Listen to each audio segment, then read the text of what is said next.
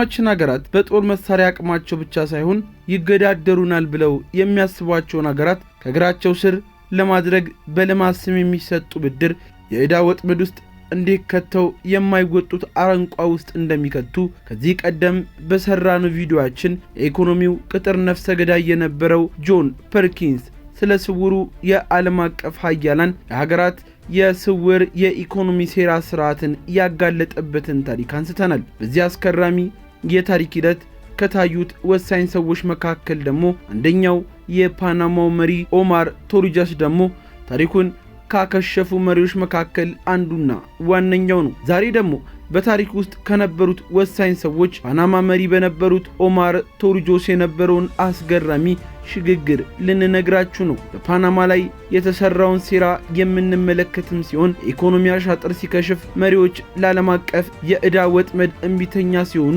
ምን ይፈጠራል ለሚለው ጥያቄ አስደንጋጭ ምላሽ የሚኖረን ደግሞ ወደ መካከለኛው አሜሪካ በተለይም ወደ ፓናማ ስንጓዝ ነው። አብራችሁን እንድትቆዩ የጋበዝን። ለቻናላችን እንግዳ ከሆናችሁ ሰብስክራይብ በማድረግ እንድትወዳጁ በትህትና እንጠይቃለን። ፓናማን በዓለም ካርታ ላይ እጅግ ልዩና ተፈላጊ ከሚያደርጓት ነገሮች ዋነኛው የፓናማ ቦይ መገኘት ነው። በመካከለኛው አሜሪካ ጠባብ መሬት ላይ ተቆፍሮ የዓለምን ካርታ የቀየረው የፓናማ ቦይ የሰው ልጅ የምህንድስናን ጥበብ ውጤት ብቻ ሳይሆን የዓለምን የንግድና የጂኦፖለቲካ የጀርባ አጥንትም ጭምር እንጂ።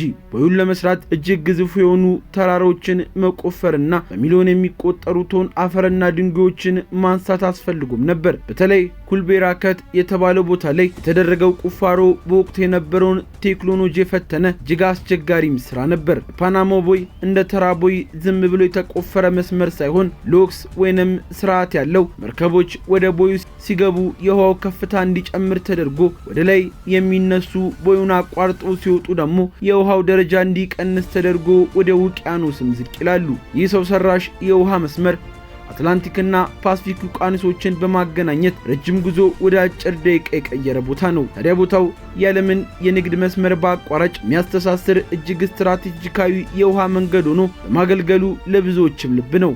ለዛም ነው ብዙ ታሪክን የሚያስተናግደው። አሜሪካ ይህ የውሃ መስመር ተራ የንግድ ማቋረጫ ብቻ ሳይሆን ወታደራዊ የጂኦፖለቲካዊ የኃይል መለኪያም ጭምር ነው። ታዲያ በመሆኑም አሜሪካ ከ1903 ዓ.ም ጀምሮ ይህንን ቦይ የአካባቢውን ሙሉ በሙሉ በበላይነት ተቆጣጥራ እንድትቆይም አስችሏታል። በሚያሳዝን ሁኔታ ግን ሀብታቸው ስቃይ እንጂ ምንም ትርፍ ላላስገኘላቸው ፓናማውያን በገዛ ሀገራቸው ላይ ባለው በዚህ እጅግ ግዙፍ የኢኮኖሚ ምንጭ ላይ ምንም አይነት የማዘዝ መብት አልነበራቸውምና ይልቁንም ለመረገጥ ምክንያት ሆነባቸው። ይህ አስከፊ ሁኔታ ግን ኦማር ቶሪጆስ የተባለው መሪ ወደ ስልጣን ሲመጣ ሊቀየር ግድ የሆነበት ጊዜ በታሪክ ማህደር የማይረሳም ሆነ። ነገሩም እንዲህ ነው። ኦማር ቶሪጆስ በ1968 ዓ.ም ስልጣን ያዘ ወታደራዊ መሪ ሲሆን በላቲን አሜሪካ አካባቢ ከሚታወቁት የተለመዱ አምባገነኖች ፈጽሞ የተለየ ባህሪና አቋም የነበረው ራሱን የፓናማ አብዮት የበላይ መሪ ብሎ ይጠራ የነበረው ቶሪጆስ ከሀብታም ቤተሰብ የተገኘ ግን አልነበረም። ይልቁንም ራሱን የዳው ሰራተኛና የተገለለው የፓናማ ሕዝብ ተወካይ አድርጎ የሚቆጥር ወደ ስልጣን እንደመጣም ታላላቅ የመሬት ክፍፍል ማሻሻያዎችን፣ የማህበራዊ ዋስትና ፕሮግራሞችን ማሳለጥ የጀመረ ሆኖም የቶሪጆስ ዋነኛና ትልቁ ህልሙ አንድና አንድ ብቻ የነበረ እሱም ደግሞ የፓናማ ቦይን ከአሜሪካ ቁጥጥር ነፃ አውጥቶ ለባለቤቶቹ ለፓናማውያን ማስረከብ የሚፈልግ ወደ ስልጣን ሲመጡም የፓናማ ቦይ በአሜሪካ ሙሉ ቁጥጥር ስር የነበረ ቦዩ ያለበት ቀጠና አንድ የአሜሪካ ግዛት ተብሎ ተቆጥሮ የፓናማ ባንዲራ እንኳን የማይውለበለብበት የሚከለከልበት ቦታ ነበር። ቶሪጆስ ግን ልጆቼ በባዕድ ሀገር ባንዲራ ስር እንዲያድጉ አልፈልግም በሚል ቆራጥ አቋም ከዓለም ሀያሉ ሀገር ጋር ድርድር ይጀምራል። ይህ ደፋር ራዕይ በአሜሪካ የፖለቲካና የንግድ ልሂቃን ዘንድ እንደ ትልቅ እብደትና የጥቅም ግጭትም ተቆጥሮ ያውቃል።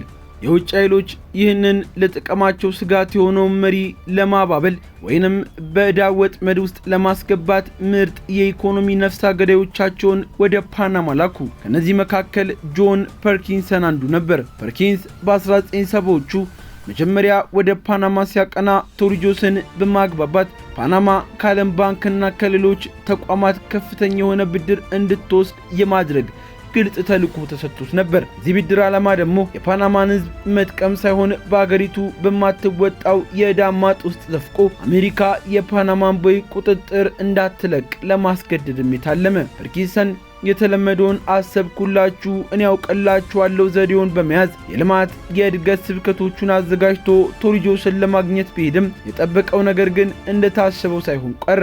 ቶሪጆስ ሌሎች መሪዎች እንደሚሸወዱት በቅንጡ ሕይወት፣ በግዙፍ የባንክ ሂሳብ አሊያም በስልጣን ማራዘሚያ ጉቦ ፈጽሞ የሚደለል አልሆነም። ፐርኪንሰን በኋላ ላይ በመጽሐፉ እንዳሰፈረው ቶሪጆስ የነ ፐርኪንሰን ጨዋታ ገና ከጅምሩ ነቅቶበት ነበር ይላል። ቶሪጆስም እኔ የምፈልገው የህዝቤን ነጻነት ነው፣ የደሞ የፓናማ ቦይ የፓናማ ህዝብ ነው በማለት ፐርኪንሰንን እንዳስጠነቀቀውም ይነገራል።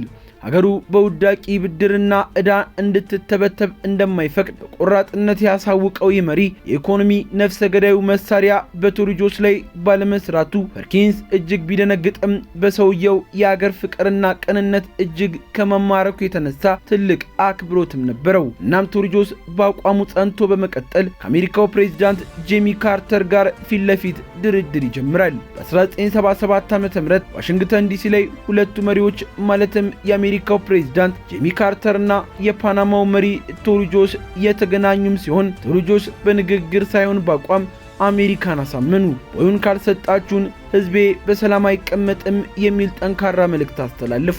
ካርተርም በበኩላቸው በገዛ ሀገራቸው ውስጥ ያለውን ከፍተኛ ተቋሞ ወደ ጎን በመተው ታሪካዊውን ስምምነት በ1977 ተፈራረሙ። የስምምነት አሜሪካ እንደ አውሮፓውያን አቆጣጠር በታህሳስ 31 1999 የፓናማ ቦይን ሙሉ በሙሉ ለፓናማ እንድታስረክብ የሚያስገድድ ሲሆን ይህ ለቶሪጆስ ትልቅ የዲፕሎማሲያዊ ድል፣ ለፓናማውያን ደግሞ የነጻነት ብስራት ቢሆንም ለዓለም አቀፍ የብዝበዛ ስርዓት ግን ፈጽሞ የማይዋጥ ሽንፈት ነበር። በተጨማሪም ቶሪጆስ ነባሩ የፓናማ ቦይ ለዘመናዊ ግዙፍ መርከቦች ጠባብ እየሆነ መምጣቱን ስለተገነዘበ አዲስና ትልቅ የውሃ ቦይ ለመስራት ከጃፓን መንግስት ከኩባንያዎች ጋር ድርድር ይጀምራል። ፓናማ ከአሜሪካ ቁጥጥር ውጭ ሆና ከጃፓን ጋር ትልቅ የኢኮኖሚ ስምምነት ማድረጓ ትልቅ ስጋት በመፍጠሩ አሜሪካ ኮርፖሬሽኖች ቁጣ በእጅጉንም ተባባሰ። ጆን ፐርኪንስ በመጽሐፉ እንዳጋራው የኢኮኖሚ ነፍሰ ገዳዮች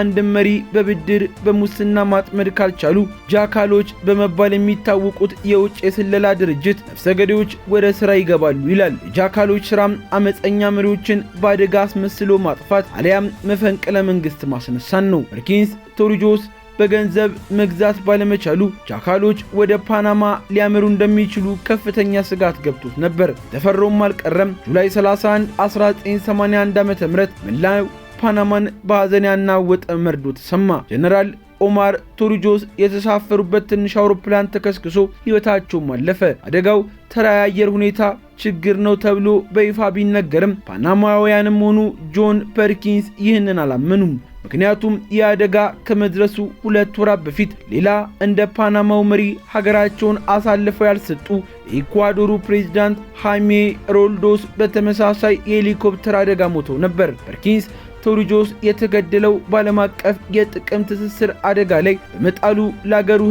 ለአገሩና ለሕዝቡ መቆምን በመምረጡ ነው ብሎ በጽኑም የሚያምን ሲሆን የቶሪጆስ ሞትም አጋጣሚ አይደለም ባይ ነው። ከቶሪጆስ ሞት በኋላ የፓናማ ፖለቲካ በእጅጉ የተበጠበጠም ሲሆን ከዓመታት በኋላ በ1989 አሜሪካ የፓናማ ቦይንና ከባቢውን ጂኦፖለቲካዊ ቁጥጥር ለማስጠበቅ በሚደረገው ሽኩቻ ፓናማን በጦር ኃይል ወረረች። የኦማር ቶሪጆስ ታሪክ ያለፈ ዘመን ተረት ሳይሆን ዛሬም ድረስ ታዳጊ ሀገራት ከዓለም አቀፍ ተቋማት ጋር ለሚያደርጉት የብድርና የመሰረተ ልማት ድርድሮች ትልቅ ማሳያ ነው። አንድ መሪ ለሀገሩ ጥቅም በቆመ ቁጥር የሚገጥመው ዓለም አቀፍ ጫና ምን ያህል ከባድ እንደሆነ የውጭ ኃይሎች የሀገርን ሀብት ለመዝረፍ የሚጠቀሙበትን ርካሽ ስልት እንድንረዳም ያደርገናል። እውነተኛ ነጻነት በነጻ እንደማይገኝ የቶሪጆስ ሕይወት መስዋዕትነት መራራ እውነትንም ያስተምራል። ሆኖም ቦዩን ለፓናማውያን ለማስረከብ የጀመረው ትግል በመጨረሻም ሰምሮ አሜሪካ በስምምነቱ መሰረት በ1999 ዓ.ም ቦዩን ሙሉ በሙሉ ለፓናማ አስረክባለች። የታሪክ የሀያላን ሀገራት ፍላጎት ዛሬም እንዳልተቀየረ የሚያሳይ ከጥቂቶች ጥቅም ይልቅ የሀገርን ሉዓላዊነት እንድናስቀድም የሚያስታውስ የጥንቃቄም ደውል ነው። ጆን ፐርኪንስ ስለ ቶርጆስ ሞት ያሰፈረው የመሰወርና የግድያ ሴራ እውነት ነው ብላችሁ ታምናላችሁ? ሐሳባችሁን በኮሜንት ላይ እንድታሰፍሩልን ጠየቅን። በድጋሚ ለቻናላችን አዲስና እንግዳ ከሆናችሁ ሰብስክራይብ በማድረግ ቤተሰብ እንድትሆኑ ጋበዝን።